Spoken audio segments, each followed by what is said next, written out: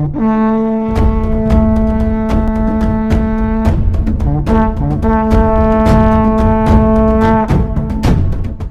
नमस्कार। ईश्वर अनुसंधान केंद्र की प्रस्तुति यूट्यूब चैनल सनातन सत्यम के इस डमरू पार्ट 2 एपिसोड में आपका स्वागत है। दोस्तों पिछले एपिसोड में डमरू पार्ट 1 एपिसोड में हमने जाना कि कैसे अवघड़ साधुओं ने नर और मादा की खोपड़ियों का इस्तेमाल करके उसके अंदर मंत्रों का उच्चारण करके और उसके ऊपर मढ़े जाने वाले चमड़े का एक तांत्रिक विधि से प्रयोग किया और वो डमरू का पहली बार डमरू का निर्माण किया। अपनी तांत्रिक विशेषताओं के कारण ये डमरू न केवल तिब्बत में बल्कि भारत के पूरे हिमालयी क्षेत्र में और नेपाल में लोकप्रिय हो गया।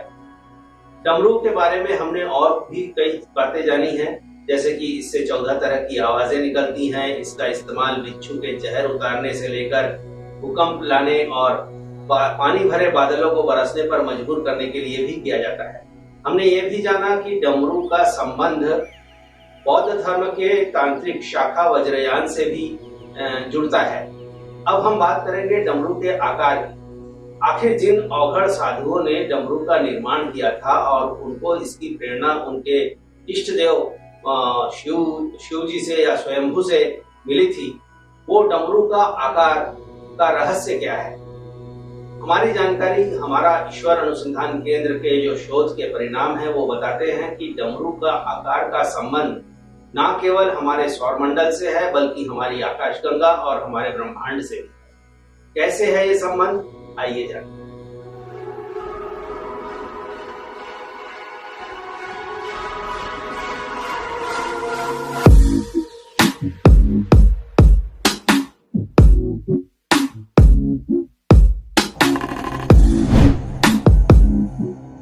धरती के सबसे शक्तिशाली टेलीस्कोप ने कराया टाइम ट्रेवल, दिखाई अनंत ब्रह्मांड की पहली रंगीन तस्वीर।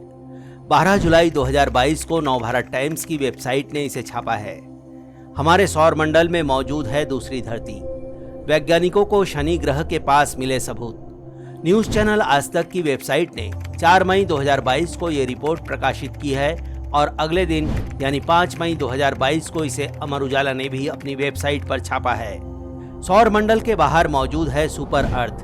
पृथ्वी से भी बेहतर हो सकता है जीवन, 8 अरब साल तक रहने लायक। यह रिपोर्ट नवभारत टाइम्स ने 28 जून 2022 को प्रकाशित की है। क्या जुपिटर के चांद पर मुमकिन है जीवन? नासा ने किया चौंका देने वाला खुलासा। यह रिपोर्ट प्रकाशित हुई है 20 अप्रैल 2022 को गुड न्यूज टुडे की वेबसाइट पर। शोध में हुआ खुलासा।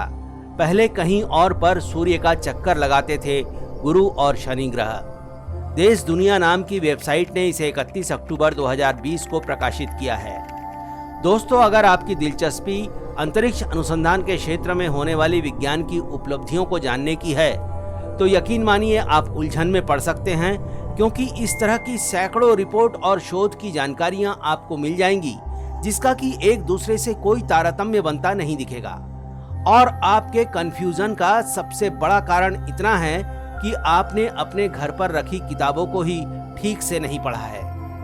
भारतीय अंतरिक्ष अनुसंधान संस्थान इसरो के पूर्व अंतरिक्ष वैज्ञानिक और प्रधानमंत्री के साइंस एवं तकनीक मामलों के 1990 में ओएसडी रहे डॉक्टर ओम प्रकाश पांडे ने वेदों पर शोध करके विज्ञान के रहस्यों को खोला है। उन्होंने कहा कि अमेरिकी अंतरिक्ष अनुसंधान संस्थान नासा में 2001 में जाने के बाद काम के दौरान उनके सामने सूर्य मंत्र आया।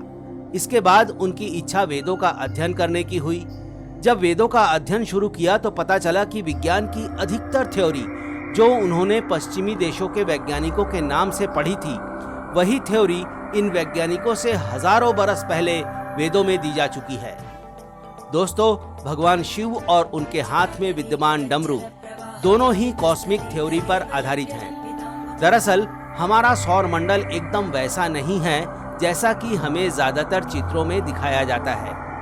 अंतरिक्ष पर शोध करने वाले वैज्ञानिकों का एक धड़ा अब इस बात से सहमत हो रहा है कि हमारे सौरमंडल का आकार फ्लैट या तस्तरी की तरह नहीं है, बल्कि ये थोड़ा सा फनल या कटोरी की तरह का है। मतलब कि हमारा सूरज थोड़ा नीचे है और बाकी के ग्रह उससे ऊपर हैं और सभी ग्रह सूर्य का चक्कर काटते हुए उसकी ओर ही बढ़ रहे हैं।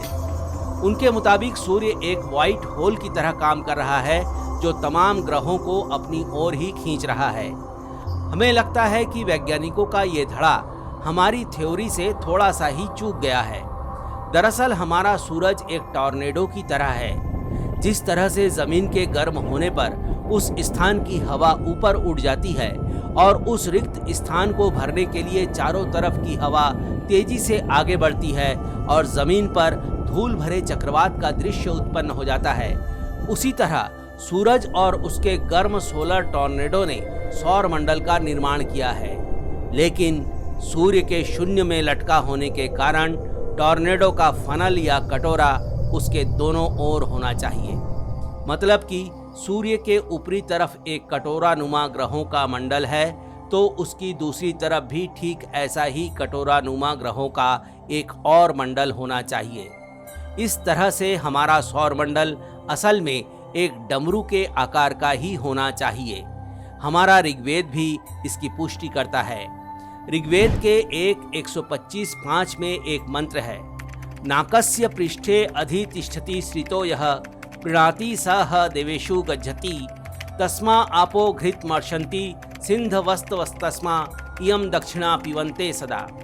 अर्थात सूर्य के पृष्ठभाग में जहाँ देवताओं के साथ जीव जाता है वहाँ सिंधु नदियाँ उत्तम जल बहाती हैं।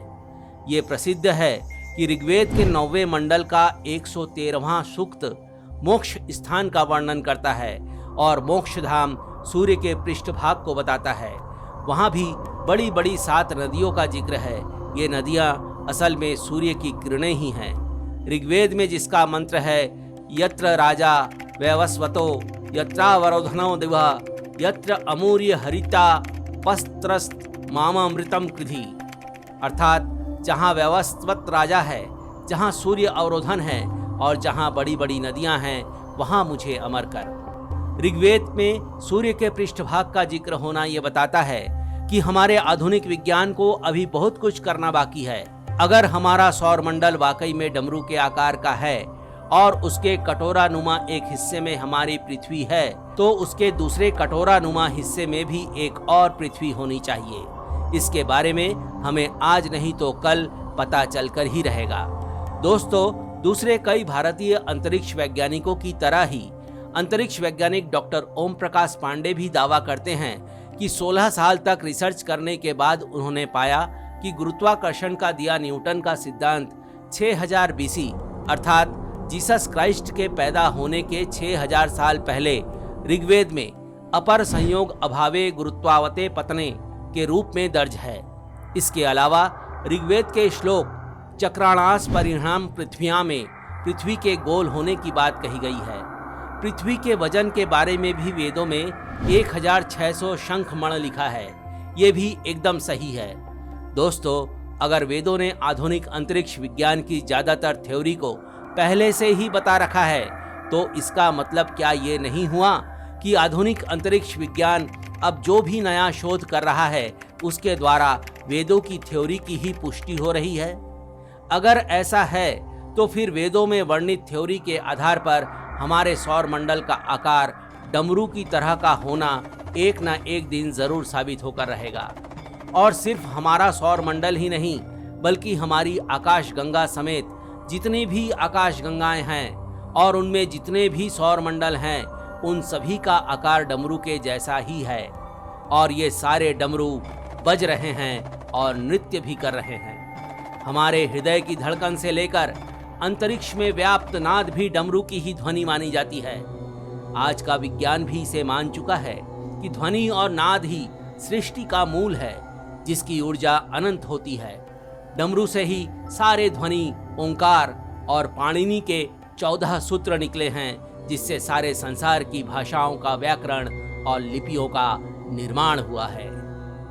दोस्तों, सनातन परंपरा के ऋषि मुनियों ने, साधकों ने अपने ध्यान के माध्यम से वो सब कुछ जान लिया है जिसे जानना विज्ञान के लिए अभी दूर की कौड़ी है। हमारे साधकों ने आंखें बंद करके वो सब देख लिया है जो आंखें खोलकर देखना संभव नहीं है। उन्होंने ध्यान के माध्यम से अपनी आत्मा का इतिहास पढ़ा है और आत्मा के उद्गम स्थल तक भी पहुंच चुके हैं। विज्ञान और अध्यात्म में यही तो अंतर है। भले ही विज्ञान को अध्यात्म का भौतिक स्वरूप कहा जाता है, लेकिन विज्ञान बहुत अच्छे से जानता है कि उसके बनाए भौतिकी के नियम पूरे ब्रह्मांड में एकदम वैसे लागू नहीं होते हैं जैसा कि इस धरती पर होते हैं। दोस्तों, ईश्वर अनुसंधान केंद्र की प्रस्तुति यूट्यूब चैनल सनातन सत्यम में डमरू पार्ट 1 और डमरू पार्ट 2 आपको कैसा लगा, हमें कमेंट करके जरूर बताइएगा। हम आपके लिए आगे भी ऐसी अनोखी और अच्छी जानकारियां लेकर आते रहेंगे। बने रहिए हमारे साथ, देखते रहिए। हमारे चैनल को लाइक कीजिए, सब्सक्राइब कीजिए और इसे अपने मित्रों और परिचितों को जरूर फॉरवर्ड कीजिए। नमस्कार दोस्तों।